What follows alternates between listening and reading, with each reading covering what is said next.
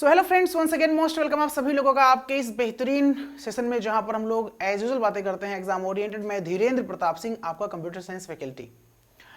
चले दोस्तों, सेशन को स्टार्ट करते हैं और आई होप आप लोग बहुत अच्छे होंगे, आपकी पढ़ाई भी बहुत अच्छी चल रही होगी। ठीक है, आपको पता है हम लोग यहाँ पर रेगुलर मुखातिब होते हैं, आपसे इंटरेक्ट होते हैं और एक बेहतरीन कंप्यूटर का प्रैक्टिस सेट लेकर आपके बीच आपसे डिस्कस करते हैं और आप लोग इसका आंसर देते हो। ठीक है, लास्ट में आप ये देखते हो कि कितने क्वेश्चंस में से कितना आपका सही हुआ। रेगुलर सेशन आपका होता है, तो बने रहिए हमारे साथ दोस्तों। आपको मैं गारंटी देता हूं कि आपके एग्जाम्स में, चाहे आपका वो एसएससी सीजीएल का एग्जाम हो, चाहे आपका एसएससी सीएचएसएल का एग्जाम हो, चाहे वो ईसीजीसी पीओ की बात करें, हम लोग टारगेट कर रहे हैं। ठीक है, हम लोग आईबीपीएस बैंक के एग्जाम को टारगेट कर रहे हैं, रेलवे के एग्जाम्स हैं, अदर गवर्नमेंट एग्जाम्स हैं। कंप्यूटर के कैसे क्वेश्चंस पूछे आते हैं, हम लोग बिल्कुल बेसिक से एडवांस तक चीजों को डिस्कस कर रहे हैं। ठीक है, चलिए तो दोस्तों सेशन को स्टार्ट करते हैं। ओके, और देखते हैं कि आज के सेशन का पहला प्रश्न क्या होने वाला है। ठीक है, पहला प्रश्न आज के सेशन का, रिफर टू रिन्यूइंग और changing components like increasing the main memory और hard disk capacities or adding speakers or modems etc is known as. उसने कहा है कि आप जब जो आपके जो कंपोनेंट्स होते हैं उनको आप रिन्यू जब करते हो, ठीक है, जैसे आपका मेन मेमोरी हो गया, उसको आप इंक्रीज कर रहे हो, मेमोरी को इंक्रीज कर रहे हो, हार्ड डिस्क की कैपेसिटी को इंक्रीज कर रहे हो आप, या आप स्पीकर को ऐड कर रहे हो, या आप मॉडेम को ऐड कर रहे हो, तो इस प्रोसेस को या इस पर्टिकुलर टर्म को हम क्या बोलते हैं? क्या हम ग्रेड बोलते हैं, क्या हम प्रोसोडी बोलते हैं, या हम सिंथेसिस बोलते हैं, या हम अपग्रेड बोलते हैं? आंसर बताइए क्या होगा। सभी लोग आंसर दीजिएगा, जितने हमारे फ्रेंड्स हैं। चलिए दोस्तों, मैं आपको जानकारी के लिए बता दूं, इसका जो आंसर हो जाएगा वो अपग्रेड हो जाएगा। कहते नहीं हो आप, जैसे आपका कोई डिवाइस यूज करते हो आप और उसे आपको जो है अपग्रेड करना है, कोई सॉफ्टवेयर यूज कर रहे हो आप, है ना, तो उसे आप जब दूसरा उसका एक नया वर्जन इंस्टॉल करते हो, यूज करते हो आप, तो आप उसे अपग्रेड करते हो। या आपका हार्ड डिस्क है, उसमें कम, मान लीजिए मैं एग्जांपल ले रहा हूँ, उसमें 100 GB है, आप 200 GB का यूज करना चाह रहे हो, या आप SSD यूज करना चाह रहे हो, तो आप अपग्रेड कर रहे हो। क्या कर रहे हो दोस्तों? आप अपग्रेड कर रहे हो। बोलो क्लियर है, कोई दिक्कत तो नहीं है? चलो आगे बढ़ते हैं। Which of the following is designed to control the operation of a computer? इनमें से कौन सा सॉफ्टवेयर है जो कंप्यूटर के ऑपरेशन को क्या करता है? कंट्रोल करने के लिए डिजाइन किया गया है, मतलब कंप्यूटर के ऑपरेशन को नियंत्रित करने के लिए डिजाइन किया गया है उस पर्टिकुलर। वेरी गुड, बहुत बढ़िया। फिर से रिपीट कर रहा हूं मैं, बड़ा प्यारा सा प्रश्न है। Which of the following is designed to control the operations of computer? बताइए आप लोग फटाफट।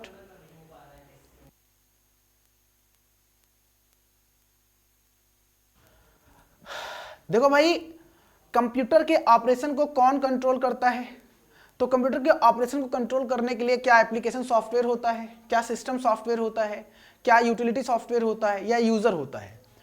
तो दोस्तों नाम सुना है आपने, सॉफ्टवेयर में एक आपका सिस्टम सॉफ्टवेयर होता है। ये सिस्टम सॉफ्टवेयर क्या काम करता है? सिस्टम सॉफ्टवेयर का मतलब जो आपके सिस्टम हार्डवेयर कंपोनेंट को कंट्रोल करता हो, हार्डवेयर कंपोनेंट को क्या करता हो? कंट्रोल करता हो। और क्या करता हो? यूजर को क्या करता हो? इंटरफेस प्रोवाइड कराता हो। यूजर को इंटरफेस प्रोवाइड कराता हो, यानी हार्डवेयर कंपोनेंट को कंट्रोल करता है, यूजर को इंटरफेस प्रोवाइड कराता है। और जो एप्लीकेशन सॉफ्टवेयर होते हैं, उन एप्लीकेशन सॉफ्टवेयर को चलने के लिए प्लेटफॉर्म देता है। क्या करता है? चलने के लिए प्लेटफॉर्म देता है। वो क्या कहलाता है? वो हमारा सिस्टम सॉफ्टवेयर कहलाता है। क्या कहलाता है? System software. तो आंसर क्या हो जाएगा? System software will be correct answer. ठीक है, system software will be correct answer. Very good my friends, you all are doing great job. बिल्कुल परफेक्ट आंसर दिया आपने। चलिए भाई आगे बढ़ते हैं। देखो, एप्लीकेशन सॉफ्टवेयर क्या होता है पता है? वह सॉफ्टवेयर जो किसी स्पेसिफिक काम को करने के लिए डिजाइन किया गया हो। जैसे आपको अगर डॉक्यूमेंट बनाना है तो वर्ड पे काम करोगे, स्प्रेडशीट बनाना है एक्सेल पे काम करोगे, प्रेजेंटेशन देना है पावर पॉइंट पे काम करोगे, तो वो हमारे एप्लीकेशन सॉफ्टवेयर्स होते हैं। यूटिलिटी सॉफ्टवेयर क्या होते हैं? जो आपके सिस्टम को मेंटेन करते हैं। एक तो हो गया कंट्रोल करना, तो सिस्टम सॉफ्टवेयर हो गया। आपके सिस्टम को मेंटेन करना यानी कि देख रेख करना, रख रखाव करना, ये जो काम होता है वो यूटिलिटी सॉफ्टवेयर का होता है। ये ध्यान दीजिएगा आप लोग, ठीक है जी। चलो बहुत बढ़िया, समझ में आ गया, कोई दिक्कत कोई समस्या नहीं है, आगे बढ़ते हैं। Which of the following is not an example of system software? इनमें से सिस्टम सॉफ्टवेयर का एग्जाम्पल नहीं है। दिए गए विकल्प में आंसर दीजिए, कौन सा सिस्टम सॉफ्टवेयर का एग्जाम्पल नहीं है? सिस्टम सॉफ्टवेयर का एग्जाम्पल नहीं है, आंसर बताइए आप लोग फटाफट। चलिए बहुत बढ़िया, देखिए थोड़ा मैं यहाँ पे एक्सप्लेन कर देता हूँ सॉफ्टवेयर के बारे में, ठीक है, क्योंकि यहाँ से अच्छे खासे क्वेश्चंस देखने को मिलते हैं। आपको पता है सॉफ्टवेयर की बात करें, सॉफ्टवेयर जो कि क्या होता है, कलेक्शन ऑफ प्रोग्राम, प्रोग्राम के समूह को हम सॉफ्टवेयर कहते हैं, जिसके माध्यम से हम डिफरेंट टास्क परफॉर्म कर सकते हैं एज पर आवर रिक्वायरमेंट, ठीक है। सॉफ्टवेयर दो प्रकार के होते हैं, तो एक तो हमारा होता है सिस्टम सॉफ्टवेयर, ठीक है, एक तो हमारा होता है सिस्टम सॉफ्टवेयर और एक हमारा होता है एप्लीकेशन सॉफ्टवेयर, ठीक है, एप्लीकेशन सॉफ्टवेयर, ठीक है जी। सिस्टम सॉफ्टवेयर में क्या क्या आता है? सिस्टम सॉफ्टवेयर में दोस्तों क्या क्या आता है, नोट कर लीजिए आप लोग। सिस्टम सॉफ्टवेयर में आपका ऑपरेटिंग सिस्टम आता है, ऑपरेटिंग सिस्टम आता है। सिस्टम सॉफ्टवेयर में आपका कंपाइलर आता है। सिस्टम सॉफ्टवेयर में आपका इंटरप्रेटर आता है। सिस्टम सॉफ्टवेयर में आपका यूटिलिटी सॉफ्टवेयर आता है ना, यूटिलिटी सॉफ्टवेयर ईटीसी। ये सारे आपके सिस्टम सॉफ्टवेयर के ही पार्ट होते हैं, ठीक है। वहीं पे एप्लीकेशन सॉफ्टवेयर की बात करें हम, तो जितने भी आपके जैसे MS वर्ड है, एप्लीकेशन सॉफ्टवेयर है, MS एक्सेल है, एप्लीकेशन सॉफ्टवेयर है, ठीक है, वेब ब्राउज़र है, वेब ब्राउज़र है, एप्लीकेशन सॉफ्टवेयर है, ठीक है, एडोब रीडर है, एडोब रीडर है, एप्लीकेशन सॉफ्टवेयर है। ये सारे सॉफ्टवेयर हमारे जो हैं, है ना, एडोब रीडर, ये सारे ETC जो स्पेसिफिक काम के लिए बनाए गए हों वो एप्लीकेशन सॉफ्टवेयर्स कहलाते हैं, ठीक है। तो अब यहाँ पूछा गया है कि इस ऑप्शन में आपको बताना है कौन सा सिस्टम सॉफ्टवेयर नहीं है। तो लैंग्वेज ट्रांसलेटर, भाई कंपाइलर क्या होता है? कंपाइलर एक लैंग्वेज ट्रांसलेटर होता है जो हाई लेवल प्रोग्रामिंग लैंग्वेज को मशीन लैंग्वेज में एक साथ कन्वर्ट करता है। यानी कि हाई लेवल प्रोग्रामिंग लैंग्वेज में हम कोडिंग करते हैं, उनको एक साथ मशीन लैंग्वेज में ट्रांसलेट करता है वो हाई लेवल लैंग्वेज को, तो वो हमारा कंपाइलर है। वहीं पे इंटरप्रेटर भी हाई लेवल लैंग्वेज को मशीन लैंग्वेज में ट्रांसलेट करता है, लेकिन एक साथ नहीं करता है, वो लाइन बाय लाइन करता है, ठीक है, एक साथ नहीं करता है इंटरप्रेटर। वहीं पे यूटिलिटी सॉफ्टवेयर जो हमारा होता है, जैसे आपका एंटीवायरस होता है, डिस्क क्लीनर होता है, डिस्क डिफ्रेगमेंटर होता है ना, ये सारे जो हमारे सॉफ्टवेयर होते हैं, ठीक है, क्या होते हैं? यूटिलिटी सॉफ्टवेयर होते हैं। क्या करता है? जो हमारे सिस्टम को मेंटेन करता है, तो भी हमारा सिस्टम सॉफ्टवेयर का ही पार्ट होता है, ठीक है। पूछा क्या गया है कौन सा सिस्टम सॉफ्टवेयर नहीं है, तो लैंग्वेज ट्रांसलेटर होता है, यूटिलिटी सॉफ्टवेयर होता है, डिवाइस ड्राइवर भी होता है। क्यों? क्योंकि डिवाइस ड्राइवर जो होता है वो हमारे बाहरी डिवाइस जो भी हम यूज करते हैं अपने सिस्टम में उनको सपोर्ट कराता है ना, ताकि हमारा डिवाइस रन हो, चले, ठीक है। तो वर्ड प्रोसेसर जो आपका होता है ये MS वर्ड होता है। वर्ड प्रोसेसर एक एप्लीकेशन सॉफ्टवेयर होता है और ये MS वर्ड की बात कर रहा है, तो ये हमारा जो है सिस्टम सॉफ्टवेयर नहीं होगा, ठीक है जी। क्लियर है? आगे बढ़े, वेरी गुड, बहुत बढ़िया। दोस्तों आगे हम बात करें तो it is design to solve a specific problem और to do a specific task. यानी एक ऐसा सॉफ्टवेयर जो किसी विशेष प्रॉब्लम को, स्पेसिफिक प्रॉब्लम को या स्पेसिफिक टास्क को सॉल्व करने के लिए बनाया गया है, डिजाइन किया गया है। किसी भी स्पेसिफिक प्रॉब्लम को डिजाइन करने, सॉल्व करने के लिए डिजाइन किया गया है, तो वो हमारा क्या कहलाता है? वेरी गुड माय फ्रेंड्स, वो हमारा एप्लीकेशन सॉफ्टवेयर कहलाता है। आपको पता है जो एप्लीकेशन सॉफ्टवेयर होता है वो एक ऐसा सॉफ्टवेयर होता है जो हम स्पेसिफिक पर्पस के लिए यूज करने के लिए डिजाइन करते हैं या हम प्रयोग करते हैं, ठीक है। चलिए भाई अगला क्वेश्चन आपके सामने है। Assembler is used as a translator for, आपको बताना है जो असेंबलर होता है ना, वो एज अ ट्रांसलेटर यूज होता है। कैसा ट्रांसलेटर? असेंबलर क्या लो लेवल लैंग्वेज ट्रांसलेटर होता है, क्या हाई लेवल लैंग्वेज ट्रांसलेटर होता है, या कोबोल की बात कर रहा है, या इसी की बात कर रहा है? तो असेंबलर के बारे में कौन सा कथन सही है? आंसर दीजिए आप लोग, सभी लोग आंसर दीजिए। असेंबलर के बारे में कौन सा कथन सही है? देखो भाई दोस्तों, एक्चुअल में आपने अगर प्रोग्रामिंग लैंग्वेज के बारे में पढ़ा है तो अच्छी बात हो, नहीं पढ़ा तो मैं आपको एक्सप्लेन कर दे रहा हूं, समझा दे रहा हूं। देखो, आपने लैंग्वेज ट्रांसलेटर पढ़ा होगा, लैंग्वेज ट्रांसलेटर। तो जो लैंग्वेज ट्रांसलेटर होता है ना, वो बेसिकली दो प्रकार का होता है। एक लो लेवल लैंग्वेज ट्रांसलेटर होता है, लो लेवल लैंग्वेज ट्रांसलेटर होता है, एक लो लेवल लैंग्वेज ट्रांसलेटर होता है। और दोस्तों एक हमारा हाई लेवल लैंग्वेज ट्रांसलेटर होता है, हाई लेवल लैंग्वेज ट्रांसलेटर होता है, ट्रांसलेटर होता है। तो लो लेवल लैंग्वेज ट्रांसलेटर में क्या आता है और हाई लेवल लैंग्वेज ट्रांसलेटर में क्या आता है, आइए इस पर हम चर्चा करते हैं और आपको बताते हैं, आपका डाउट हम क्लियर करते हैं। ठीक है, जो आपका असेंबलर है ये आपका लो लेवल लैंग्वेज ट्रांसलेटर में आता है, और वहीं आपका जो हाई लेवल लैंग्वेज ट्रांसलेटर उसमें दो आता है। तो एक तो आपका कंपाइलर हो ही गया, एक तो आपका कंपाइलर हो ही गया, और एक आपका इंटरप्रेटर होता है, एक आपका इंटरप्रेटर होता है। ठीक है सर, ये असेंबलर लो लेवल लैंग्वेज ट्रांसलेटर क्यों होता है, आप ऐसा क्यों बोल रहे हो, इसके पीछे की वजह क्या है, what is the reason behind it? आइए देखते हैं। जब हम प्रोग्रामिंग लैंग्वेज की बात करते हैं, जब हम प्रोग्रामिंग लैंग्वेज की बात करते हैं, आपको पता है हम किसकी बात करते हैं? प्रोग्रामिंग लैंग्वेज की। प्रोग्रामिंग लैंग्वेज दो प्रकार का होता है, एक ट्रिपल एल लिखते हैं, ट्रिपल एल मतलब लो लेवल लैंग्वेज, और एक HLL लिखते हैं, HLL मतलब high level language. Triple L जो होता है वो लो लेवल लैंग्वेज कहलाता है, और HLL जो होता है वो हाई लेवल लैंग्वेज कहलाता है। ठीक है जी, लो लेवल लैंग्वेज में एक तो हमारा फर्स्ट जनरेशन लैंग्वेज होता है और एक हमारा सेकेंड जनरेशन लैंग्वेज होता है। फर्स्ट जनरेशन लैंग्वेज में हमारा मशीन लैंग्वेज होता है और सेकेंड जनरेशन में हमारा असेंबली लैंग्वेज होता है। बाकी जो हमारे थर्ड जनरेशन होते हैं, जो हमारे फोर्थ जनरेशन होते हैं, जो हमारे फिफ्थ जनरेशन होते हैं, वो किस में आते हैं? वो हाई लेवल लैंग्वेज में आते हैं।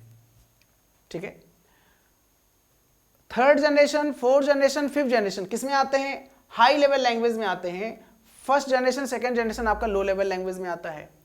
फर्स्ट जनरेशन को हम मशीन लैंग्वेज बोलते हैं और सेकेंड जनरेशन को हम असेंबली लैंग्वेज बोलते हैं।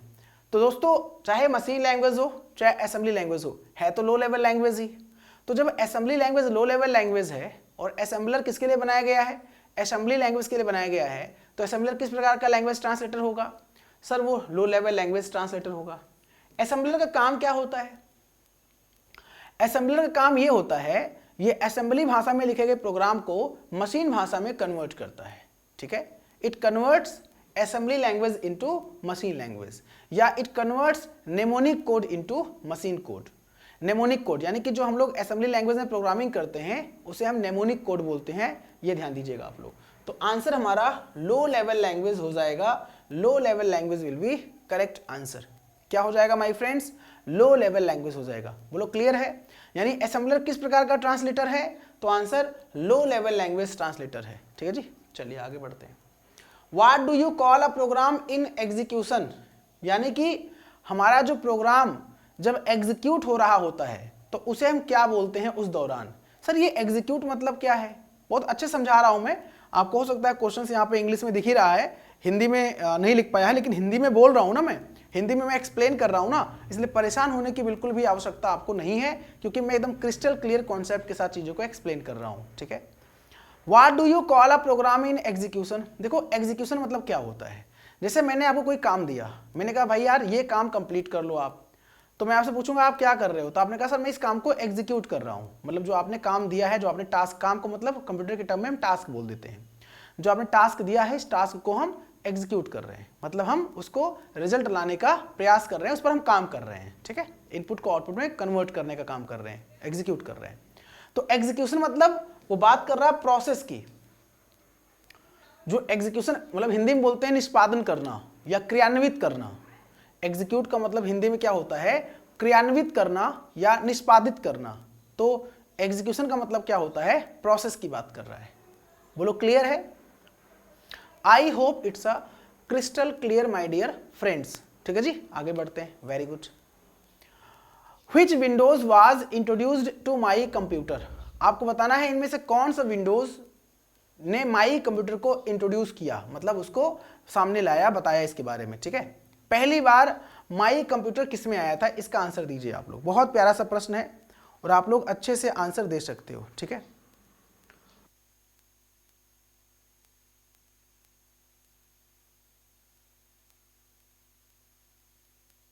वेरी गुड माय फ्रेंड्स, बहुत बढ़िया। आपको पता है, ध्यान दीजिएगा,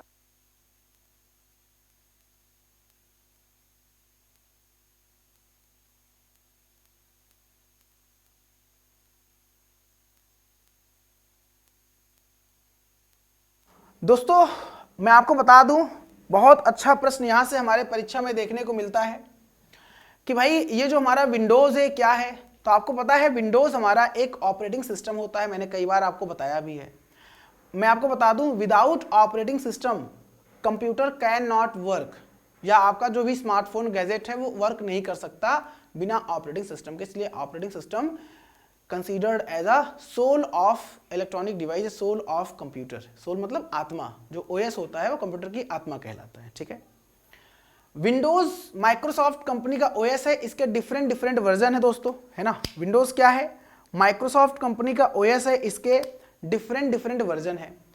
तो जैसे ये आपने देखा होगा, मैं आपको बता दूं यहां पे देखिए, मैं बात किसकी कर रहा हूं, मैं बात कर रहा हूं इस समय इसकी बात कर रहा हूं। ठीक है, मैं बात किसकी कर रहा हूं, ध्यान दीजिएगा। ये आप यहां देख रहे हो ऊपर, अच्छा ऊपर क्या लिखा हुआ है, ये आप जो मैंने अभी ओपन किया आपके सामने, ये हमारा क्या है, कंप्यूटर का पहला स्क्रीन है, फर्स्ट स्क्रीन, जिसे हम डेस्कटॉप के नाम से जानते हैं, आपको पता है। सबसे ऊपर जो इसमें आप देख रहे हो, ये अगर मैं ओपन करूंगा तो आप देखोगे सी ड्राइव, डी ड्राइव है, जो भी इस तरह हमारे पास जो है विंडोज एक्सप्लोर होगा, मतलब फाइल मैनेजर ओपन हो जाएगा, मतलब अलग अलग जो फोल्डर है, अलग अलग जो ड्राइव है वो आपको दिखेगा यहाँ पे। तो ऊपर इसे हम दिस पीसी के नाम से जानते हैं, यानी आप देख पा रहे होंगे बहुत आसानी से, इजिली आपको दिख रहा होगा ये दिस पीसी है। सर दिस पीसी तो पहले नहीं हुआ करता था, पहले तो माई कंप्यूटर हुआ करता था। तो माई कंप्यूटर वाला कब आया, मतलब माई कंप्यूटर आइकन या जो टर्म है वो पहली बार किस वर्जन में आया, और माई कंप्यूटर को रिप्लेस करके दिस पीसी कब आया। आप बताएंगे, आंसर देंगे कि माई कंप्यूटर को रिप्लेस करके दिस पीसी कब आया, किस वर्जन में दिस पीसी आया। ये सारे प्रश्न पूछे गए क्वेश्चंस हैं, इसलिए आपको इनको अच्छे समझना होगा। देखो मैं बता दूं आपको, ये जो आपका जो है क्या बोलते हैं दोस्तों, ध्यान दीजिएगा, विंडोज 10, विंडोज एक्सपी 95 98। ठीक है, एक मिनट रुकिएगा जरा आप लोग यहां पे, जस्ट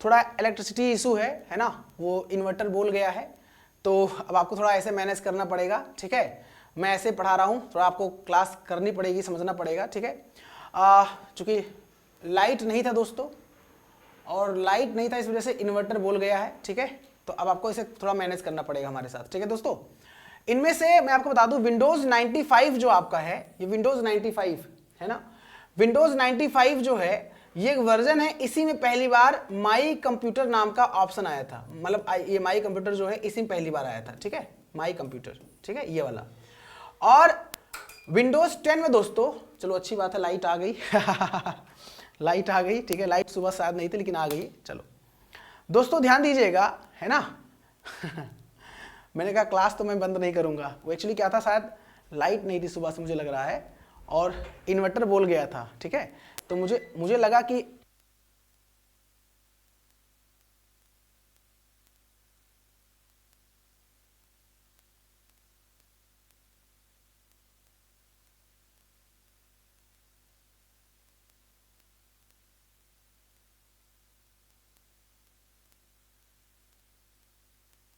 तो ध्यान दीजिएगा दोस्तों, है ना। मैंने कहा मैं क्लास तो पढ़ाऊंगा आप लोगों को, छोड़ूंगा नहीं, ठीक है। तो ये विंडोज 10 में ये माई कंप्यूटर को रिप्लेस कर दिया गया, ठीक है। क्या आ गया, दिस पीसी आ गया। ध्यान दीजिएगा, दिस पीसी आ गया। दिस पीसी कब आया, दिस पीसी विंडोज 10 में आया। विंडोज 10 क्या है, वर्जन है। अभी हम लोग विंडोज का कौन सा वर्जन यूज कर रहे हैं, तो अभी हम लोग विंडोज 11 यूज कर रहे हैं। अभी हम लोग विंडोज 11 यूज कर रहे हैं। कब आया था, 5 अक्टूबर 2021 को आया था। और ये विंडोज 10 कब आया था, ये 2015 में आया था, 2015 में आया था, ठीक है। अच्छा लग रहा है ना, मैं चीजों को तो बिल्कुल पोस्टमार्टम कर रहा हूं दोस्तों, आपको तनिक भी समस्या नहीं होगी, इसलिए आराम से आप क्लास करिए और चीजों को समझिए। चलिए बहुत बढ़िया दोस्तों। A collection of various program that helps controls your computer is called, मतलब कि बोला गया है कि a collection of various programs, बहुत सारे प्रोग्राम का कलेक्शन जो that helps control your computer is called, जो आपके कंप्यूटर को हेल्प करता है ना, मदद करता है, कंट्रोल करता है, वो कौन है, जो आपके कंप्यूटर को क्या बोला, हेल्प्स कंट्रोल योर कंप्यूटर, आपके कंप्यूटर को हेल्प करता है कंट्रोल करने में, मदद करता है कंट्रोल करने में, नियंत्रित करने में। क्या वो सिस्टम सॉफ्टवेयर है, क्या वो माइक्रोसॉफ्ट आउटलुक है, क्या वो एक्सेल है, क्या वो वर्ड है। तो एमएस वर्ड तो एक वर्ड प्रोसेसिंग सॉफ्टवेयर होता है, इसके माध्यम से तो केवल हम लोग डॉक्यूमेंट तैयार करते हैं, दस्तावेज बनाते हैं, मेमो तैयार करते हैं, रिपोर्ट तैयार करते हैं, फॉर्मेटिंग करते हैं, एडिटिंग करते हैं, डिलीट करते हैं, ये सारा काम करते हैं। एक्सेल तो हमारा स्प्रेडशीट सॉफ्टवेयर है, इसके माध्यम से हम सीट पे काम करते हैं, कैलकुलेशन करते हैं, फार्मूला फंक्शंस पे काम करते हैं, जो है ग्राफ और चार्ट पे काम करते हैं। आउटलुक जो है ईमेल क्लाइंट सॉफ्टवेयर है, तो ये तो होगा नहीं, तो आंसर बचा हमारा सिस्टम सॉफ्टवेयर, बचा ऑप्शन, तो system software will be correct answer. बोलो क्लियर है, समझ में आ गया भैया। चलो आगे बढ़ते हैं, very good. The manual tells you how to use a software program, वो बताना है कि भाई साहब इसमें जो है कौन सा मैनुअल आपको बताता है कि सॉफ्टवेयर प्रोग्राम को कैसे यूज करना है। जैसे आप जब कोई मार्केट में जाते हो और कोई प्रोडक्ट आप परचेज करते हो तो आपको कुछ मिलता होगा, कोई किताब, कोई कुछ मतलब मिलता नहीं साथ में आपको, वो एक मैनुअल होता है। कौन सा मैनुअल होता है, वो यूजर की गाइड के लिए मैनुअल होता है, वो यूजर मैनुअल होता है, और यूजर यानी हमको और आपको गाइड करने के लिए होता है कि भाई साहब ये आपको इसके साथ में दिया जा रहा है, अगर आपको कुछ समझ में ना आए तो इसमें आप देख लेना, स्टेप बाय स्टेप बताया गया प्रोसेस, और उसी को फॉलो करके आप इस पर्टिकुलर सॉफ्टवेयर को, डिवाइस को आप यूज कर सकते हो। उसे बोलते हैं यूजर मैनुअल। लगभग आप डिवाइस खरीदते हैं, कोई गैजेट्स लेते हैं तो उसके साथ में आपको मैनुअल एक दे दिया जाता है, ठीक है, बारे में, उसके बारे में कि भैया ये कैसे आप जो है इसको एक्सेस करेंगे। क्लियर है, चलो आगे बढ़ते हैं। In order for peripheral to operate correctly it's must be installed, मतलब कि अगर हमें अपने सिस्टम में पेरिफेरल डिवाइस को आसानी से ऑपरेट करना है, आसानी से चलाना है, तो हमें क्या इंस्टॉल करना पड़ेगा, क्या इंस्टॉल करना चाहिए, बिना उसके हमारा पेरिफेरल डिवाइस नहीं चलेगा। ये मेरे हाथ में क्या है, मेरे हाथ में ये माउस है। माउस का काम क्या होता है, इनपुट देना होता है, पॉइंटिंग डिवाइस होता है जो माउस होता है, ठीक है। तो ये काम क्या करता है दोस्तों, भाई जाहिर सी बात है पॉइंटिंग डिवाइस है तो इनपुट करने के लिए हम यूज करेंगे माउस का। ये बाहर का डिवाइस है, जी हाँ, पेरिफेरल डिवाइस है, जी हाँ, हार्डवेयर डिवाइस है, जी हाँ। तो अब इसको अगर हमें यूज करना है सिस्टम में तो क्या करना पड़ेगा, तो पहले हमें अलग से ड्राइवर इंस्टॉल करना पड़ता था। अभी क्या है कि बाय डिफॉल्ट जैसे हम लगाते हैं यूएसबी, इसका पोर्ट लगाते हैं, यूएसबी जो ब्लूटूथ है वो लगाते हैं, जैसे ही लगाते हैं यूएसबी पोर्ट में तुरंत वो बाय डिफॉल्ट सपोर्ट कर लेता है। यानी कि आंसर जो हो जाएगा वो डिवाइस ड्राइवर हो जाएगा। क्या हो जाएगा, डिवाइस ड्राइवर हो जाएगा। बोलो सही है, चलो भैया आगे बढ़ते हैं। देखो डिवाइस ड्राइवर का मतलब जो डिवाइस को चलाता हो। जो ड्राइवर क्या करता है, गाड़ी चलाता है, व्हीकल चलाता है, वैसे यहाँ पे ड्राइवर का मतलब जो आपके डिवाइस को चलाता है। तो हमारा जो device keyboard, mouse, light pen, joystick, styler, touch pad, scanner, OCR, MICR, VCR, QR, जो भी हमारे डिवाइस हैं, printer, scanner, printer, monitor, projector, plotter, hard disk, floppy disk, CD, DVD, ये सारे डिवाइस हैं, पेरिफेरल डिवाइस हैं। इनको सिस्टम में हम यूज करते हैं तो उनको चलाता ड्राइवर है। यह विशेष करके याद रखिएगा, ठीक। The tells the computer how to use its components, कौन बताता है कंप्यूटर को कैसे उसके कंपोनेंट्स को यूज करना है? कंप्यूटर को कौन बताता है कि भाई साहब देखो, जैसे मैंने इनपुट दिया तो इनपुट गया, मैंने आउटपुट दिया तो आउटपुट गया, मैंने स्टोर किया तो स्टोर हो गया, ये सब कौन बताता है? बोलो। क्या यूटिलिटी? तो यूटिलिटी काम तो मेंटेन करना होता है, देखरेख करना होता है। एप्लीकेशन काम तो काम करने के लिए होता है, जाहिर सी बात है वो ओएस ही तो होगा, ऑपरेटिंग सिस्टम ही तो होगा। मतलब क्वेश्चंस अलग डिफरेंट तरीके से पूछा जा रहा है, घुमा फिरा पूछा जा रहा है, लेकिन आप आंसर क्या देंगे? आपका कॉन्सेप्ट क्लियर रहेगा तो इजीली आप आंसर दे देंगे, कितना भी घुमाए आपके क्वेश्चंस में, ठीक है। Computer software is used for input, used only for output, a set of instructions used only in operating system। Software का प्रयोग क्यों होता है? सभी लोग आंसर दीजिएगा। मतलब मैं जो टॉपिक आज लिया हूं ये कहीं ना कहीं आप देख सकते हैं, अभी तो मल्टीपल क्वेश्चंस आपको आगे देखने को मिलेंगे, लेकिन कुछ क्वेश्चंस मैंने सॉफ्टवेयर से ले लिया है। सॉफ्टवेयर इंजीनियरिंग या सॉफ्टवेयर से कैसे प्रश्न हमारे एग्जाम में देखने को मिलते हैं, ठीक है।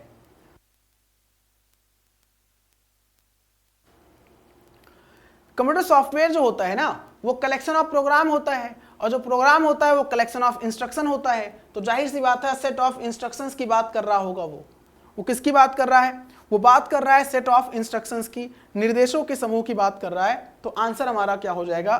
Third will be correct answer, ठीक है जी। चलो भैया, the steps and task needed to process data such as responses to questions or clicking an icon are called। अच्छा भाई, क्या कह रहा है? The steps and task needed to process data, मतलब कि हमें किसी डेटा को प्रोसेस करने के लिए ना, किसी डेटा को प्रोसेस करने के लिए उसे हमें क्या करना पड़ता है? कुछ स्टेप फॉलो करना पड़ता है, कुछ टास्क की आवश्यकता होती देना होता है हमें, कुछ such as response to questions और क्लिकिंग एन आइकन, हमें कुछ रिस्पॉन्स देना होगा, हमें क्वेश्चंस पे उस आइकन पे क्लिक करना होगा, तो उसे हम क्या बोलते हैं? मतलब इसने कहने का आशय ये है, हम जब किसी काम को करना चाहते हैं कंप्यूटर में, तो हम क्या देते हैं? क्या हम ओएस देते हैं, क्या हम सिस्टम यूनिट देते हैं, क्या एप्लीकेशन देते हैं, क्या इंस्ट्रक्शन देते हैं? तो जाहिर सी बात है दोस्तों, जैसे मैंने आपको बोला कि चलो भाई प्रियांशु जी हमारे क्लास में हैं, प्रियांशु भाई एक काम करो, आप जो है ये मुझे बताओ, कुछ काम दे दिया मैंने आपको, चलो मुझे अभी आप जब क्लास कंप्लीट हो जाएगा तो मुझे बताइएगा कि आपने कितने में से कितना आपका सही हुआ है ना, स्कोर कितना हुआ। तो ये मैंने आपको इंस्ट्रक्शन दिया, या मैंने कहा क्लास के बाद आप मुझसे मिल लेना, हालांकि आप ऑनलाइन क्लास में काम में मुलाकात कर पाओगे, हाँ इंस्टाग्राम पे भले मुलाकात कर सकते हो आप, ठीक है, इंस्टाग्राम पे, तो वहाँ पे आना तो मिल लेना, ठीक है। तो ऐसे तो ऑफलाइन नहीं मुलाकात कर पाओगे आप। तो ये इंस्ट्रक्शन आंसर हो जाएगा, इंस्ट्रक्शन दिया है, यानी कि कंप्यूटर में आप काम करने के लिए क्या करते हो? आप इंस्ट्रक्ट करते हो, इंस्ट्रक्शन देते हो, और हमारा सॉफ्टवेयर जो होता है वो इंस्ट्रक्शन से मिलकर बना होता है, ये ध्यान दीजिएगा। GUI क्या होता है भाई साहब? बड़ा आसान सा प्रश्न है। कंप्यूटर में हमको दो तरह का इन्वायरमेंट मिलता है काम करने के लिए, ये मैंने आपको बहुत बार बता रखा है। दो तरह का इन्वायरमेंट कौन कौन सा? एक कैरेक्टर यूजर इंटरफेस इन्वायरमेंट और एक कमांड लाइन इंटरफेस इन्वायरमेंट, मतलब एक ही होता है, कैरेक्टर यूजर इंटरफेस या कमांड लाइन इंटरफेस इन्वायरमेंट, और एक ग्राफिकल यूजर इंटरफेस इन्वायरमेंट। तो आपको पता है जो GUI होता है इसे बोलते हैं ग्राफिकल यूजर इंटरफेस, और एक CUI या CLI होता है, इसे बोलते हैं कमांड लाइन या कैरेक्टर यूजर इंटरफेस। तो भाई साहब ये जो ग्राफिकल यूजर होता है, ये माउस जो होता है ना, ये ग्राफिकल यूजर इंटरफेस इन्वायरमेंट पे काम करता है, और जो हमारा कीबोर्ड होता है ना भाई साहब, तो वो कैरेक्टर यूजर इंटरफेस इन्वायरमेंट पे काम करता है। तो कीबोर्ड एग्जाम में भी आता है, कीबोर्ड कैसा डिवाइस है? कीबोर्ड जो है वो एक कैरेक्टर यूजर इंटरफेस या command line interface based device है, उस पर आधारित डिवाइस है, हम लोग कमांड देते हैं, ठीक है। और माउस से क्या करते हैं? हम क्लिक करते हैं। तो क्लिक किस में करेंगे? हम आइकन पे करेंगे। तो आइकन किस में होगा? Icon graphical user interface environment में होगा। जैसे आपके सामने ये दिख रहा होगा, जैसे आपके सामने ये पूरा दिख रहा है, ये आइकन है, मैं इस पर क्लिक करूंगा, देखो क्लिक कर रहा हूं, ओपन हो रहा है, एक्ट कर रहा हूं, ओपन हो रहा है। लेकिन अगर यही मैं डॉस वाला विंडो ओपन कर दूं, कमांड प्रॉम्प्ट विंडो ओपन कर दूं, देखो ब्लैक विंडो आ गया, इसमें भाई कहां क्लिक करूं? मैं कहां क्लिक करूं? मतलब कोई फोल्डर दिख रहा है, अगर हमें काम करना है तो CD स्पेस राम एग्जाम्पल, अब CD स्पेस राम कमांड दिया, मैंने क्रिएट डायरेक्टरी राम, मैंने कमांड दिया, हमारा काम हो गया। हमें इससे बाहर आना है, EXIT एग्जिट, और एग्जिट मार दिया, बाहर आ गया। कहने का आशय क्या है? कहने का आशय दोस्तों ये है भाई साहब कि अगर जो है हमें ग्राफिकल यूजर पे काम करना है, तो ग्राफिकल यूजर इंटरफेस पे हमको क्या करना पड़ेगा? हमको क्लिक करना पड़ेगा। There is no need to be type, okay, just we can click. तो आज के समय में हम लोग क्या कर रहे हैं, आज के समय में हम लोग ग्राफिकल यूजर इंटरफेस इन्वायरमेंट पे काम कर रहे हैं, ठीक है। Choose one odd one out, आपको इनमें से विषम चुनना है, मतलब कौन सा ऐसा है जो दिए गए विकल्प में विषम है ना। चलिए आंसर दीजिए फटाफट।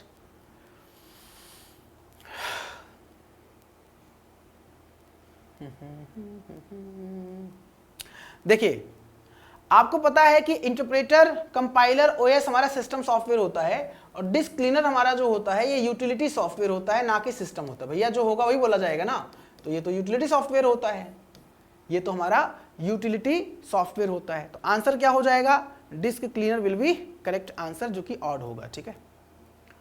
अ computer program that functions as an intermediary between a computer user and the computer hardware is called।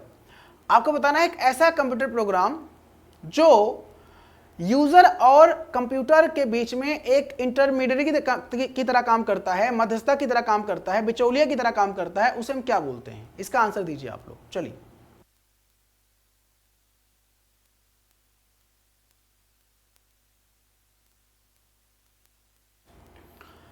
तो भाई साहब देखो, जैसे एक डायग्राम होता है, ये सबसे इनर पार्ट क्या होता है पता है, सबसे इनर लेयर जो होता है, सबसे पहला लेयर हार्डवेयर होता है। हार्डवेयर के ऊपर का लेयर जो होता है वो एप्लीकेशन सॉफ्टवेयर होता है, वो एप्लीकेशन सॉफ्टवेयर होता है, वो एप्लीकेशन सॉफ्टवेयर होता है। और ओएस के ऊपर, सॉरी अरे क्या बोल रहा हूँ मैं, इसके ऊपर ओएस होता है, इसके ऊपर जो होता है वो ओएस होता है, ठीक है। और इसके ऊपर जो होता है वो एप्लीकेशन सॉफ्टवेयर होता है, ध्यान दीजिएगा, एप्लीकेशन सॉफ्टवेयर होता है। और सबसे ऊपर कौन बैठा होता है, हम और आप बैठे होते हैं, यहाँ पे हम और आप बैठे होते हैं। तो अब समझिए आप, ओएस हमारा ऑपरेटिंग सिस्टम है, ये क्या करता है पता है। पहला तो देखो आप डायग्राम के माध्यम से समझो। अब ये डायग्राम यूनिवर्सल डायग्राम है, ये यूनिवर्सल डायग्राम है, हर जगह आपको यही दिखेगा। कोई बड़ी से बड़ी किताब पढ़ लो, बहुत ब्रांड मतलब अच्छे राइटर की, या कहीं भी आप देख लो, ये सबसे बेहतरीन डायग्राम होता है ओएस को समझाने का। हार्डवेयर जो होता है, मतलब जो हमारा ये ओएस होता है, ओएस के बारे में बता रहा हूं मैं आपको। ओएस जो होता है हार्डवेयर कंपोनेंट को कंट्रोल और मैनेज करता है। तो जो मैंने कंट्रोल और मैनेज लिख दिया है, मैंने कहाँ लिखा है, ये मैंने आपको हार्डवेयर के सामने लिखा है। कहाँ लिखा है, हार्डवेयर के सामने लिखा है, हार्डवेयर के सामने लिखा है, ठीक है। कहाँ चला गया भाई, ठीक है चलो। और एप्लीकेशन को क्या करता है, प्लेटफॉर्म प्रोवाइड करता है, प्लेटफॉर्म प्रोवाइड करता है। अरे भैया चलने के लिए प्लेटफॉर्म तो देगा ना। और यूजर को क्या करता है, इंटरफेस देता है, मतलब बिचौलिया की तरह काम करता है। यूजर एप्लीकेशन पे काम करता है, हार्डवेयर का यूज करता है, हमारा सारा काम ओएस करवाता है, ये सारा काम ओएस करवाता है, ठीक है। तो आंसर क्या हो जाएगा, ओएस हो जाएगा, operating system will be correct answer हो जाएगा, ठीक है। अच्छा विंडोज क्या है, विंडोज ओएस है। मैकिन्टोश क्या है, मैकिन्टोश किसका ओएस है। तो जो मैकिन्टोश है वो एप्पल का ओएस है। मैकिन्टोश जो है वो एप्पल का ओएस है। Windows, Macintosh. एंड्रॉयड क्या है, मोबाइल स्मार्टफोन बेस्ड ओएस है। यूनिक्स क्या है, ऑपरेटिंग सिस्टम है। लाइनेक्स क्या है, ऑपरेटिंग सिस्टम है। ये आपका डॉस क्या है, ऑपरेटिंग सिस्टम। ये सारे हमारे ओएस होते हैं। डॉस मतलब होता है डिस्क ऑपरेटिंग सिस्टम, नोट कर लीजिएगा, ठीक है। ये सारे हमारे क्या होते हैं, ऑपरेटिंग सिस्टम होते हैं, ठीक है। Which of the following is the part of system software? इनमें से कौन सा सिस्टम सॉफ्टवेयर का पार्ट होता है, इनमें से कौन सा सिस्टम सॉफ्टवेयर का पार्ट होता है, सिस्टम सॉफ्टवेयर का पार्ट होता है। Operating system, utility software, browser software, या बोथ ए बी। तो ऑपरेटिंग सिस्टम और यूटिलिटी सॉफ्टवेयर सिस्टम सॉफ्टवेयर का ही पार्ट होता है। तो आंसर जो हो जाएगा वो ए बी हो जाएगा, ये ध्यान दीजिएगा, A B will be correct answer, ठीक है। Is my comment is visible, yes your comment is absolutely visible. अगर नहीं होता तो मैं आप लोगों से कह देता भाई आपको कमेंट नहीं दिख रहा है। मैं एक्चुअली कमेंट्स इसलिए देखना चाहता हूँ कि भाई मैं जो पढ़ा रहा हूँ या मेरी आवाज़ तो आप तक जा रही ना, और आप मतलब क्लास में हो ना, सो तो नहीं गए आप, ठीक है। चलिए वेरी गुड। ब्राउजर सॉफ्टवेयर जो होता है ये हमारा एप्लीकेशन सॉफ्टवेयर कहलाता है, ये हमारा एप्लीकेशन सॉफ्टवेयर कहलाता है। क्या कहलाता है, एप्लीकेशन सॉफ्टवेयर कहलाता है, ध्यान दीजिएगा। Which of the following is not a part not an OS. देखो आ गया क्वेश्चन, दिए गए विकल्प में कौन सा ऑपरेटिंग सिस्टम नहीं है, इसका आंसर दीजिए आप लोग। दिए गए विकल्प में कौन सा ऑपरेटिंग सिस्टम नहीं है, विंडोज, लाइनेक्स, ओरेकल, डॉस। तो आपको पता है जो ओरेकल होता है ये कोई ओएस नहीं होता भाई साहब, ये एक डीबी होता है, डेटाबेस होता है, ना कि ओएस होता है। विंडोज ओएस होता है, लाइनेक्स ओएस होता है, डॉस ओएस होता है, ओरेकल ओएस नहीं होता है, ध्यान दीजिएगा। What else is a command interpreter called. अच्छा भाई, ये कमांड इंटरप्रेटर जो होता है उसे, इसमें से कौन सा विकल्प ऐसा है जो कमांड इंटरप्रेटर कहलाता है, आंसर दीजिए आप लोग। कमांड इंटरप्रेटर कहलाता है, आंसर दीजिए।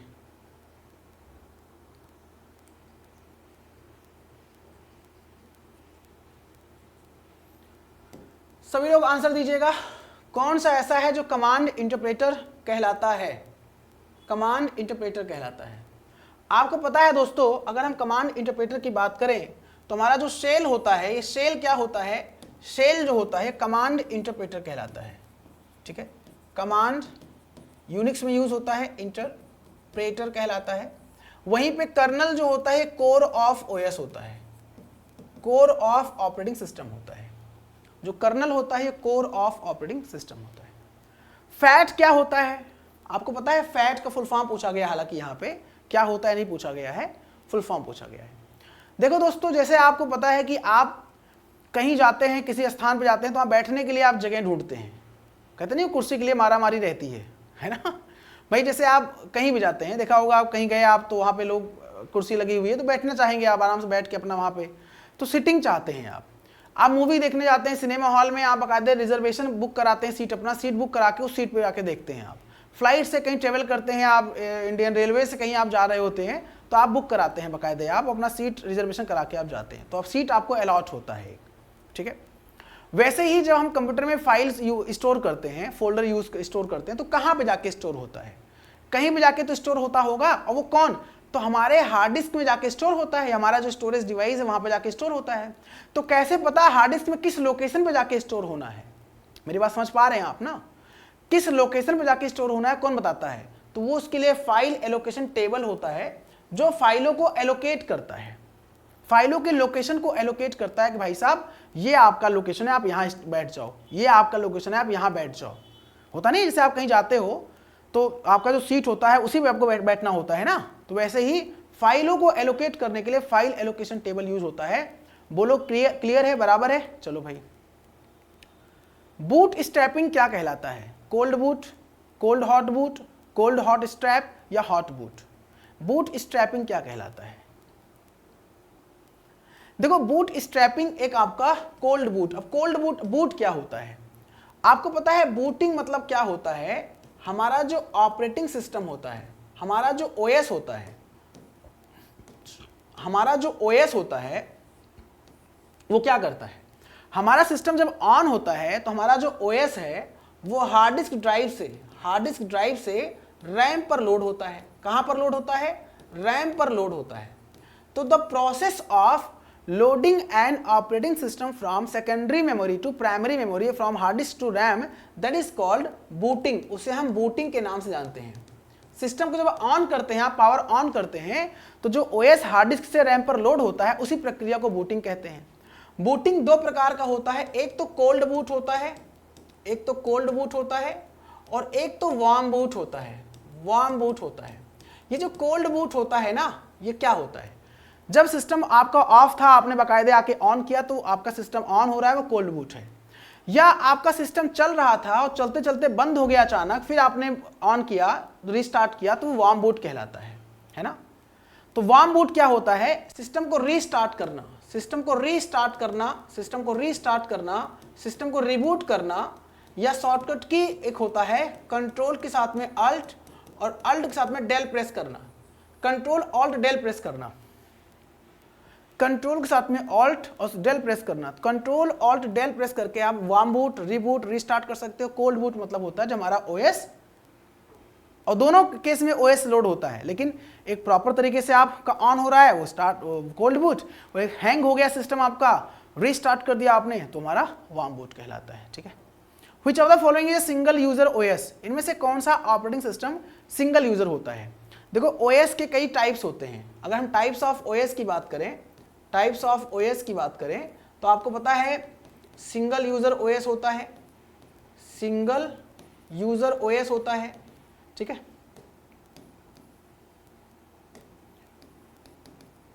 सिंगल यूजर ओएस होता है, मल्टी यूजर ओएस होता है, ठीक है, मल्टी यूजर ओएस होता है, सिंगल टास्किंग ओएस होता है, सिंगल टास्किंग ओएस होता है, सिंगल टास्किंग ओएस होता है, और मल्टी टास्किंग ओएस होता है। क्या होता है? मल्टी टास्किंग ओएस होता है, ऑपरेटिंग सिस्टम होता है, ठीक है। तो सिंगल यूजर मतलब जो सिंगल एक ओएस पे एक ही व्यक्ति काम करे, ठीक है। मल्टी यूजर जो एक ओएस पे कई व्यक्ति एक साथ काम करें। सिंगल टास्किंग जो एक बार में केवल एक ही काम कर पाए। मल्टीटास्किंग जो एक बार में कई काम कर पाए, ठीक है। तो हमारा जो डॉस होता है ये दोनों फीचर इसके पास होता है, ये सिंगल यूजर भी होता है, single user and single tasking, and single tasking, single user and single tasking, ये हमारा होता है माइक्रोसॉफ्ट डिस्क ऑपरेटिंग सिस्टम। बोलो क्लियर है भाई? आगे बढ़ते हैं। Which of the following is not application software, इनमें से कौन सा एप्लीकेशन सॉफ्टवेयर नहीं है? कौन सा एप्लीकेशन सॉफ्टवेयर नहीं है? तो आपको पता है जो विंडोज 7 है ये हमारा ओएस है, ओएस सिस्टम सॉफ्टवेयर होता है, ना कि एप्लीकेशन सॉफ्टवेयर होता है, बाकी सारा हमारा एप्लीकेशन सॉफ्टवेयर होता है। Which of the following Windows does not have a start button, इनमें से किस विंडोज के पास में स्टार्ट बटन नहीं था? इनमें से किस विंडो के पास में स्टार्ट बटन नहीं था? जैसे अभी थोड़ी देर पहले मैंने बताया था कि विंडोज 95 वर्जन में क्या आया था? माई कंप्यूटर आइकन नाम आया था, फिर उसने विंडोज 10 में चेंज हो गया, दिस पीसी हो गया, जो आज आपको दिखता है दिस पीसी। वैसे ही ये जो स्टार्ट बटन आप देख रहे हो, ये जो आप देख रहे हो यहाँ पे, ये स्टार्ट बटन कहलाता है, जहाँ पे क्लिक करके आप बहुत सारा काम कर सकते हो, शट डाउन कर सकते हो, कोई प्रोग्राम ओपन कर सकते हो, कोई भी काम कर सकते हो। तो स्टार्ट बटन कब आया था? तो स्टार्ट बटन कब आया था? तो स्टार्ट बटन आया कब था? तो स्टार्ट बटन जो है ये आपका आया था विंडोज 95 में, मतलब इसका कॉन्सेप्ट कब आया था? विंडोज 95 में, ठीक है। और विंडोज 8 में हटा दिया गया, मतलब एक्सपेरिमेंट किया गया, एक एक्सपेरिमेंट ये किया गया कि मतलब स्टार्ट बटन को हटाकर देखते हैं क्या होता है। तो इस तरह इंटरफेस था विंडोज 8 का। इंटरफेस कुछ इस तरह था, टाइल्स की, इसे बोलते थे टाइल्स की फॉर्म में, इसे क्या बोलते थे? टाइल्स की फॉर्म में। विंडोज 8 का जो इंटरफेस था वो टाइल्स के फॉर्म में था, ठीक है जी, मतलब स्टार्ट बटन नहीं था।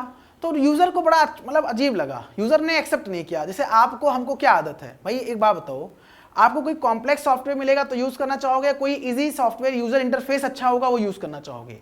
जो यूजर इंटरफेस अच्छा होगा, जो यूजर फ्रेंडली होगा, आप वो यूज करना चाहोगे, ना कि आप जो है कॉम्प्लेक्स सॉफ्टवेयर यूज करना चाहोगे आप। बराबर है जी? क्लियर है? तो अब लोगों ने विंडोज 8 जब देखा, भाई इसमें कहा यार ये कौन सी बात आ गई, इसमें तो मतलब विंडो स्टार्ट बटन है ही नहीं, यूजर फ्रेंडली नहीं था, तो लोगों ने अवॉइड करना स्टार्ट किया, नहीं नहीं हम नहीं यूज करेंगे, फीडबैक गंदा दिया, अच्छा फीडबैक नहीं दिया। तब विंडोज 8.1 आया दोबारा स्टार्ट बटन के साथ में, वो भी इतना अच्छा नहीं रहा, तो जाके विंडोज 10 आया फिर, तो उसमें बाकायदा स्टार्ट बटन दिया गया और विंडोज 7 का कॉम्बिनेशन किया गया, क्योंकि विंडोज 7 एक सबसे सक्सेसफुल वर्जन रहा है। विंडोज 7, विंडोज एक्सपी, ये सारे वर्जन अपने आप में वो सक्सेसफुल वर्जन रहे हैं, विंडोज के अच्छे वर्जन रहे हैं, अभी तक बहुत जगह यूज होते हैं, ठीक है। ये विंडोज 8 का इंटरफेस है, ठीक है। Which of the following is group of program, इनमें से कौन सा ग्रुप ऑफ प्रोग्राम कहलाता है? इनमें से किसे आप ग्रुप ऑफ प्रोग्राम के नाम से जानते हैं? दोस्तों जो हमारा एसेसरीज होता है, ये एसेसरीज को हम ग्रुप ऑफ प्रोग्राम कहते हैं। जो हमारा एसेसरीज होता है, इस एसेसरीज को हम क्या कहते हैं? ग्रुप ऑफ प्रोग्राम के नाम से जानते हैं, ठीक है जी। चलो भाई, the primary memory is also called main memory of a personal computer consist of, personal computer की प्राथमिक मेमोरी जिसमें मुख्य मेमोरी भी कहा जाता है, कौन सा है? हाँ बहुत बढ़िया, हाँ 7 का इंटरफेस बहुत अच्छा है, 7 अच्छा है, 11 भी अच्छा है। हम मेरे पास जो है तीनों है, 7 भी है, 11 भी है और 10 भी है, तो तीनों यूज कर रहा हूँ मैं। जैसे जहाँ पे आप क्लास करो यहाँ 10 है, सामने एक पीसी है उसमें 7 है, एक लैपटॉप है उसमें 11 है, तो अलग अलग ओएस यूज कर रहे हैं, सबका इंटरफेस अच्छा है, लेकिन सबसे अच्छा जो है 7 भी है और 11 भी अच्छा है, ठीक है। तो देखो मेमोरी की बात कर लें आप, तो आपने पढ़ा है क्लासिफिकेशन ऑफ मेमोरी। अगर हम क्लासिफिकेशन ऑफ मेमोरी की बात करते हैं तो आपको पता है 2 प्रकार का मेमोरी, एक तो प्राइमरी और एक सेकेंडरी। प्राइमरी में 2 होता है, एक प्राइमरी में 2 कौन होता है, एक सीपीयू मेमोरी और एक मेन मेमोरी। सीपीयू मेमोरी में 2 होता है, एक रजिस्टर, एक कैश मेमोरी, और मेन मेमोरी में 2 होता है, रैम और रोम। बाकी सेकेंडरी मेमोरी में सारा आपका हार्ड डिस्क, फ्लॉपी डिस्क को तो बताऊंगा आखिर आगे इसके बारे में। तो आंसर बोथ आपका रैम और रोम दोनों जो होता है ये आपका प्राइमरी मेमोरी कहलाता है या मेन मेमोरी के अंतर्गत आप बोलते हो इसे, ठीक है। जहां पे रैम को आप क्या कहते हो, रैम को आप वोलेटाइल मेमोरी कहते हो, वहीं पे रोम को आप, रीड ओनली मेमोरी को आप नॉन वोलेटाइल मेमोरी कहते हो, नॉन वोलेटाइल मेमोरी के नाम से आप जानते हो। बोलो क्लियर है। रैंडम एक्सेस मेमोरी हमारा वोलेटाइल मेमोरी है और रीड ओनली मेमोरी हमारा नॉन वोलेटाइल मेमोरी है, ठीक है जी। चलिए बहुत बढ़िया। The boot sector files of the system are stored in which computers memory. System की बूट सेक्टर फाइल किस कंप्यूटर मेमोरी में स्टोर की जाती है। सिस्टम की बूट सेक्टर फाइलें जो होती हैं वो किस मेमोरी में स्टोर की जाती हैं। तो जब हमारा कंप्यूटर बनाया जा रहा था during the time of manufacturing के टाइम, मैन्युफैक्चरर के द्वारा, जो निर्माणकर्ता होते हैं, निर्माणकर्ता के द्वारा सिस्टम को निर्माण करते वक्त उसमें एक परमानेंट मेमोरी लगाई जाती है जिसे नॉन वोलेटाइल मेमोरी, रोम के नाम से जानते हैं, और उसमें पहले से प्रोग्राम स्टोर किया जाता है जो हमारे बूटिंग के दौरान हमारी हेल्प करता है। जैसे आपने सुना होगा बायोस के बारे में, basic input output system file, आपने सीमॉस के बारे में सुना होगा, कॉम्प्लीमेंट्री मेटल ऑक्साइड सेमीकंडक्टर, ये सारे जो होते हैं हमारे रोम में स्टोर होते हैं, ठीक है। अरे नहीं, कैश जो होता है ये कैश जो होता है ये सीपीयू और रैम के बीच में यूज होता है ना। हमारे कंप्यूटर में जो कैश मेमोरी होता है वो सीपीयू और रैंडम एक्सेस मेमोरी के बीच में यूज होता है, ध्यान दीजिएगा आप लोग, ठीक है। Which of the following statements are not correct about the main memory of a computer? Computer के मेन मेमोरी के बारे में कौन सा कथन सही नहीं है। देखो कथन वाले जब क्वेश्चंस आते हैं बच्चे यहीं पे गलती करते हैं, कथन वाले क्वेश्चंस, स्टेटमेंट वाले क्वेश्चंस। तो मैं हर वैरायटी क्वेश्चंस रखता हूं अपने सेशन में, डोंट वरी, ठीक है। कौन सा कथन सही नहीं है मुख्य मेमोरी के बारे में, आइए देखते हैं। In main memory data gets lost when power is switch off. Main memory में डेटा लॉस हो जाएगा अगर पावर बंद होता है तो, मतलब कि मुख्य मेमोरी में बिजली के बंद होने पर डेटा खो जाता है, सही बात है। चूंकि रैम क्या होता है, रैम हमारा इसी का तो एग्जांपल है, हालांकि रोम भी है, लेकिन बात किसकी कर रहा है, ये बात कर रहा है रैम के बारे में। जो साउंड आ रहा है, जो बात हो रही है, रैम के बारे में बात हो रही है। तो जब भी इस तरह क्वेश्चन आए रैम के बारे में समझिएगा आप लोग कि रैम पर क्या होता है, वोलेटाइल मतलब अस्थायी होता है। रैम एक अस्थायी मेमोरी है, जब तक काम हो रहा है डेटा है, जब तक पावर ऑन है डेटा है, पावर ऑफ हो गया डेटा वहां से गायब हो जाएगा, खत्म हो जाएगा। Main memory is faster than secondary memory but slower then register, बिल्कुल सही बात है। ये आप जो देख रहे हो सबसे फास्टेस्ट होता है रजिस्टर, फिर कैश, फिर रैम, और सेकेंडरी मेमोरी सब स्लोएस्ट होता है। सेकेंडरी मेमोरी स्लोएस्ट होता है, लेकिन मेन मेमोरी जो होता है रैम जो होता है वो सेकेंडरी मेमोरी से फास्टेस्ट तो होता है लेकिन रजिस्टर से कम होता है। सबसे फास्टेस्ट मेमोरी कंप्यूटर की रजिस्टर कहलाती है, ध्यान दीजिएगा आप लोग। तो यहां पे आंसर क्या हो जाएगा, यहां पे हो जाएगा कि भाई साहब ये सही बात है। They are made up of semiconductor, यानी जो मेन मेमोरी होते हैं, प्राइमरी मेमोरी होते हैं, वो सेमीकंडक्टर से बने होते, बिल्कुल सही बात है। तो आंसर ऑल आर करेक्ट बोला गया था, कौन सा सही नहीं है, सारा सही है, सारा सही है, बोलो सही है, ठीक है। रैम क्या होता है, रैम वोलेटाइल टेम्परेरी होता है, नॉन वोलेटाइल टेम्परेरी होता है, वोलेटाइल परमानेंट होता है, नॉन वोलेटाइल परमानेंट होता है। तो रैम जो होता है वो वोलेटाइल भी होता है और टेम्परेरी भी होता है। तो आंसर आपका A will be correct answer, A will be correct answer. Which of the following is non volatile memory, देखो आ गया क्वेश्चन, इनमें से कौन सा नॉन वोलेटाइल मेमोरी है। मैंने एक्सप्लेन किया थोड़ी देर पहले, आपको आंसर पता है, आप आंसर दे सकते हैं आसानी से। नॉन वोलेटाइल हमारा रोम जो होता है ये नॉन वोलेटाइल मेमोरी कहलाता है, रीड ओनली मेमोरी कहलाता है। बाकी कैश मेमोरी, रजिस्टर मेमोरी और रैम सारे हमारे वोलेटाइल होते हैं, अस्थायी होते हैं, ठीक है जी। Which of the following is the lowest in the computer memory hierarchy. Computer memory की हायरार्की होती है, उस हायरार्की में सबसे नीचे कौन होता है तो बोला गया है, सबसे नीचे जो होता है वो सेकेंडरी मेमोरी होता है और सबसे ऊपर जो होता है रजिस्टर होता है।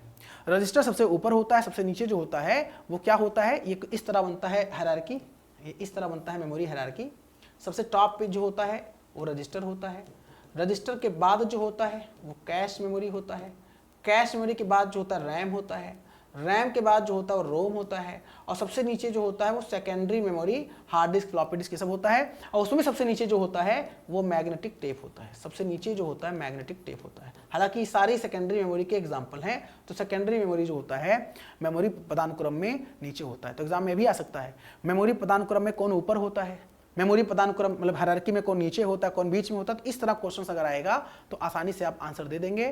Thank you so much for watching this amazing session my friends. I hope आपको ये सेशन अच्छा लगा होगा, आपने सेशन को एंजॉय किया होगा। जितने हमारे फ्रेंड्स हमारे साथ यहाँ पे इंटरेक्ट हो रहे हैं मुझे बताएं, कोई आपको समस्या तो नहीं है, कोई परेशानी तो नहीं है, आपको प्रॉपर समझ में आ गया जो मैंने बताया, जो मैंने एक्सप्लेन किया। कोई दिक्कत हो तो you can ask me without any hesitation. मैंने बहुत ही डिटेल में एक्सप्लेन किया है हर एक क्वेश्चंस को। बेसिकली आज के जो क्वेश्चंस थे वो सॉफ्टवेयर और मेमोरी से रिलेटेड ज़्यादा थे, क्योंकि देखा गया है कि यहाँ से भी वेटेज क्वेश्चंस का होता है और अच्छे खासे क्वेश्चंस देखने को मिलते हैं। तो ठीक है, आगे मुलाकात करते हैं नेक्स्ट क्लास में। मैं आपको ये पार्ट प्रोवाइड कर रहा हूँ, ये सारा पार्ट आपके एग्जाम तक चलेगा। ये जो मैं आपको सेशन प्रोवाइड कर रहा हूं ये आपके एग्जाम तक चलेगा लगातार, ठीक है। तो आप अपने एग्जाम को अच्छे से तैयारी करने के लिए करिए और हमारे साथ यहाँ पे क्लास करिए। वादा करता हूं, कमिटमेंट करता हूं, आपके एग्जाम में कंप्यूटर सब्जेक्ट में पूरा नंबर मिलेगा और आप खुद आकर कहेंगे सर मजा आ गया सर, ठीक है। तो चलिए अपना ख्याल रखिए, अपना ख्याल रखिए, पढ़ाई करते रहिए, स्वस्थ रहिए, मस्त रहिए, व्यस्त रहिए। नमस्कार, टेक केयर, जय हिंद, जय भारत, वंदे मातरम। Thank you so much, best of luck my friends.